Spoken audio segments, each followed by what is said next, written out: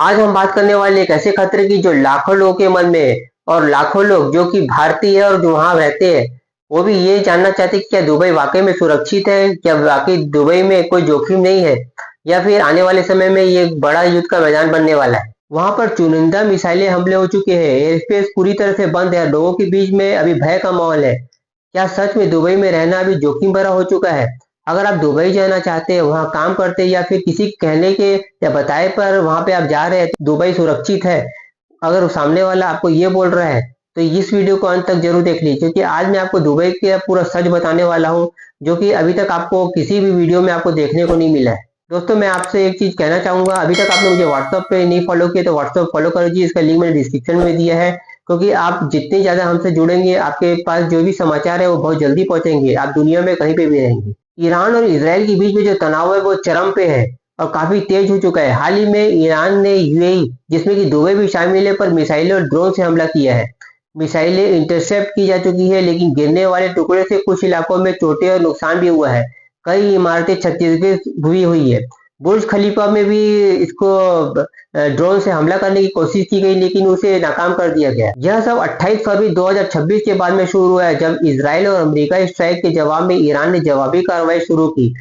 उस समय 28 फरवरी के दिन ही यहाँ पर अमतुल्ला खनमई की मौत हो चुकी थी। इसके बाद से ईरान काफी भड़क चुका है और ईरान का मानना है कि यूएई का काफी बड़ा हाथ है ईरान के ऊपर अटैक कराने में, क्योंकि अमेरिका को जो भड़काया है वो यूएई नहीं भड़काया है।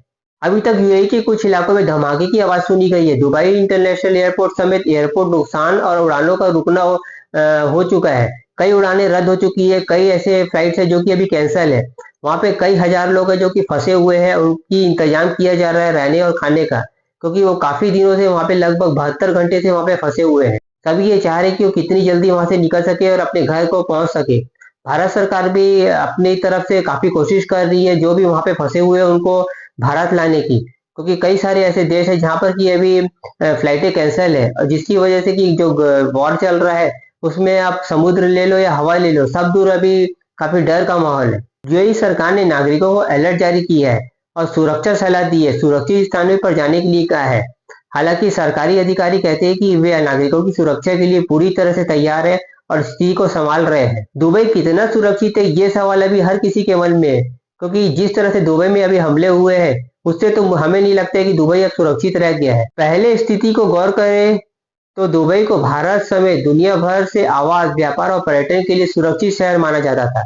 2025 में भी यहाँ का लो क्राइम रिकॉर्ड और इंफ्रास्ट्रक्चर बहुत मजबूत था, लेकिन अब मिसाइलें उठाई जा रही है, एयरपोर्ट बंद हो चुके हैं, इमरजेंसी अलर्ट आए हैं। तो अब क्या कहना सही है कि दुबई खतरनाक हो गया है या दुबई सुरक्षित है?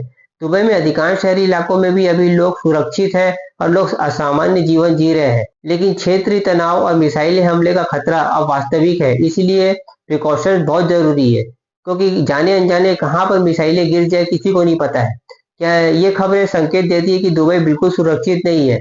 कहा जा सकता है कि अब ये संघर्ष खत्म नहीं होता है। कुछ लोगों का कहना है कि दुबई में हालात उतने भयावह नहीं है जितना लग रहे हैं या फिर मीडिया बता रही है। जैसे कुछ एक्सपर्ट्स ने कहा है कि यहाँ ज्यादातर सब शांत है। वहीं कुछ व्यक्तियों का कहना है कि उन्हें खुद धमाके सुने हैं और डर महसूस किया है।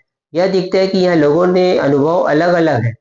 वास्तविक स्थिति सिर्फ डरना या डराना नहीं है, बल्कि तैयारी और जानकारी रखना है। भारतीय और विदेशियों के लिए सलाह दी है। इंडिया में नेशनल को उच्च सतर्कता रखने की सलाह दी गई है। उन्होंने सरकारी निर्देशों का पालन करने के लिए भी कहा है। सरकार ने सलाह दी कि आप घरों और सुरक्षित स्थलों पर रहे। यदि अलर्ट दिया गया है तो एयर स्पेस के खुलने तक यात्रा को रिकंसीडर करें। फ्लाइट्स अब भी प्रभावित है। एम्बेसी का हेल्पलाइन दिया गया है, सेवाओं से कांटेक्ट रखें। यदि आप दुबई में हो तो अनावश्यक बाहर न जाए, वेरीफाइड न्यूज देखें, पैनिक मत करें, लेकिन सावधान रहे। अभी दुबई इंटरनेशनल एयरपोर्ट से फ्लाइट काफी प्रभावित हुई है। दुबई के लिए कई इंटरनेशनल फ्लाइट है जो कि कैंसिल रही है। डीजीसीए ने पेरिसियन गल्फ एयरवेज से बचने की एडवाइजरी जारी की है। इसका मतलब है कि यात्रा प्लान अभी फ्लक्चुएट कर सकते हैं। फ्लाइट्स रिज्यूम होने से पहले इंतजार करना बेहतर है। युद्ध कितना लंबा चलेगा ये तो अभी तक नहीं पता, लेकिन युद्ध अभी भी जारी है और बहुत से देशों का इन्वॉल्वमेंट बढ़ रहा है। ग्लोबल इकोनॉमी, ऑयल प्राइसेस और रीजनल पॉलिटिकल टाइज भी प्रभावित है। अब भविष्य इस पर निर्भर करता है कि यह संघर्ष और बढ़ता है या शांत होता है। अगर क्षेत्रीय संघर्ष बढ़ा तो दुबई सहित गल्फ देशों पर भी खतरा हो सकता है। इसलिए अथॉरिटीज एयर डिफेंस और सुरक्षा रणनीति बेहद गंभीर है। दुबई पहले जितना सुरक्षित हुआ था उतना आज भी नहीं बदला है।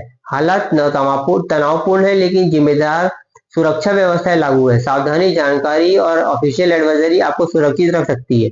अगर आपको यह जानकारी उपयोगी लगी हो तो वीडियो लाइक करें, शेयर करें और सब्सक्राइब जरूर करें।